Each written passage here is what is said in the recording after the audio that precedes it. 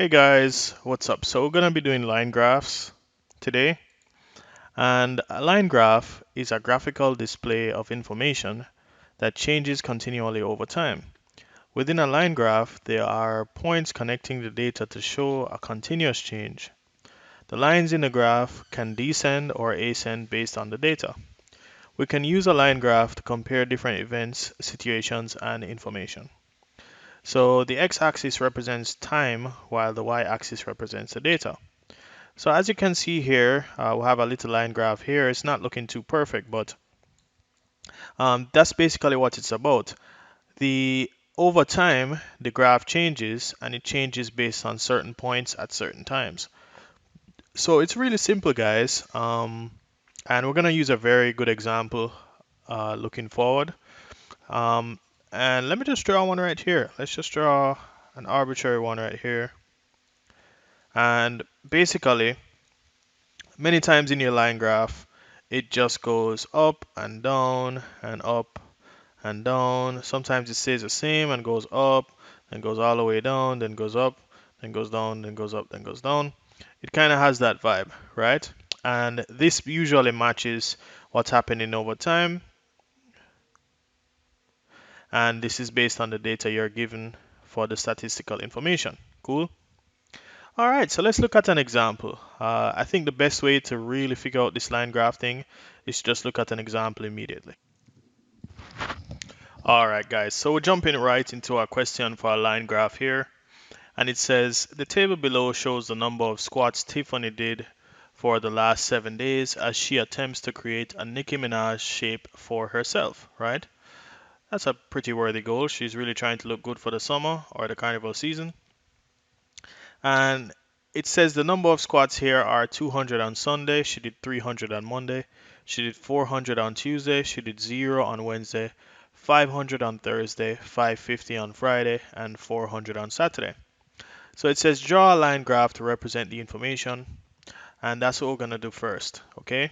So this is really small here, guys. But this is what we're going to be following in terms of answering the question. So let's do that. Let's just draw the line graph. Okay. And I have a horizontal axis and I have a vertical axis.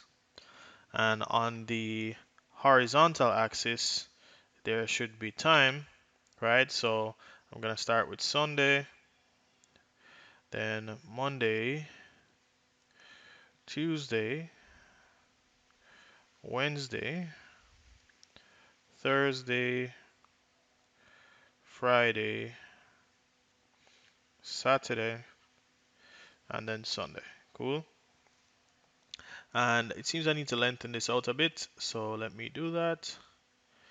All right, I want this to be far over here. Cool. All right, so that gives me my horizontal axis, and then my vertical axis now, I want it to start from 0, and I would much rather if it increases by what, 50? That would be good. So 50, 100, 150, 200, 250, 300, 350, 400, 450, 500, 550, and then 600 would be at the top. All right, so for the first one, for Sunday, it's actually 200 squats, so that would actually be right here, right? Right where Sunday is. By the way, these have a mark too, guys, because it's actually the horizontal axis is actually represented by time in this case. So this would match 200 right here, and I would put a dot and a circle around it. That's the notation I like to use. And then it moves from 200 to 300. So 300 would be Monday, and it would be right here, which is another dot and a circle. Then the next one on Tuesday is actually 400. So 400 would put me right here, which is another dot and a circle around it. Then Wednesday, she didn't do any squats. It seems like she wasn't in the mood, or maybe she went out, maybe she went to sleep. So that's another one right here at 0. Then the next one is 500. She did 500 on Thursday, which gives her, which should be right here. That should meet the Thursday. And oh, that's a bit too high. It's a bit too high, guys. 500 wants about here. So let's just check that one more time. 500 should be about here. Right about here. Cool. And then 550 should be Friday, which is about here.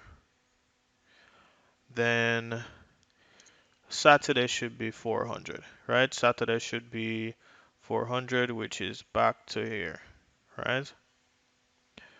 And great. And this Sunday is actually not even included because that would be the next Sunday, which we don't need. So guys, what we're going to do here is we're going to draw a line from point to point, okay? So that's literally what we're going to do. So we'll have one point here. That's one. Then we have another point here. That's two. Then here to here. That's three. Then here to here. Then here to here. And then here to here. And that's how your line graph looks, guys. That's exactly how you draw it. Okay. All right. So pretty simple. I would probably put a diagram here saying line graph. I'd probably put a title saying line graph for the number of squats Tiffany did. Right. And it says here. Okay, so the next part of the question says which period was the smallest increase in squats? And if we look at it, every period increases by 100 or decreases by a large amount in this case. So the smallest increase is from Thursday to Friday, which is only 50. Right, so for B, it would be Thursday to Friday. All right, and that has the smallest increase. Now C says which day was the largest increase in squats, and that would obviously be 0 to 500. We'll have a case where from Wednesday it goes from 0 all the way to 500. So that would be the obvious largest increase. So that would be Wednesday to Thursday, which is the largest increase. And then D, on which day did she squat the least? On Wednesday. She squat 0 on Wednesday. So Wednesday is the day she squat the least. And E says what is the total number of squats she did for the week? So all we have to do here, guys, is just add up all of these, right? And we'll get the total number of squats she does for the week. So 200 and 300 is 500, plus 400 is 900, plus 500 is 1400, plus 400 is 1800, plus 200, which is 2350. All right, guys. So that's the answer you should get for that one. 2,350 squats, which is actually a lot of squats. And when I really think about it now, maybe everybody should do squats like this each day. So it's 2,350 squats. And right, it's not a dollar sign, it's just squats. And that's the answer, guys. So this is the format these questions usually come in.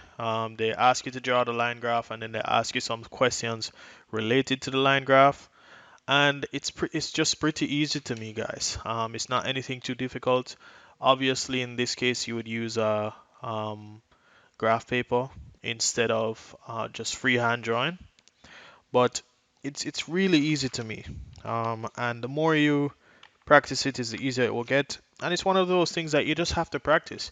If you have never done it before, and you go and do it and you go and see it in the exam for the first time, it's just gonna be a surprise. So go over these examples, guys, and I'll see you in the next lecture. That's it, and I'll see you in the next lecture. And remember to do your best, and God will do the rest.